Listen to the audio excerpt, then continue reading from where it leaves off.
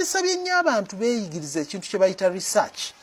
okubuuliriza oyige otegeere nti zino ze sente ze neetaaga eno ye base capital gye neetaaga okukozesa era ngenda kutandikira wano ne kensembyayo then mpe Chris omukisa keekano abantu abasinga business bwe bazitandika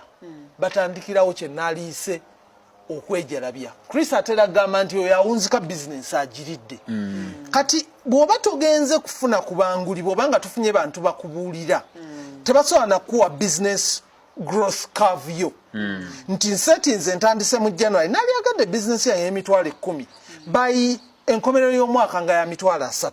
kitegeeza ki nti olina okubala buli sente z'oyingiza buli mwaka naye omuntu akeera ku makya n'akola business ne muwa amagoba emitwalo 5 n'agirya naddala n'akozesa emitwalo gye 5 era abo obasanga nga bangi business eba tesobola kukula kitegeeza sooka owe business omukisa ekule nga sente tozijjaamu kitegeeza mbyotakola business bw'oba wakagitandika buli sente zeereese zizzeemu ekule.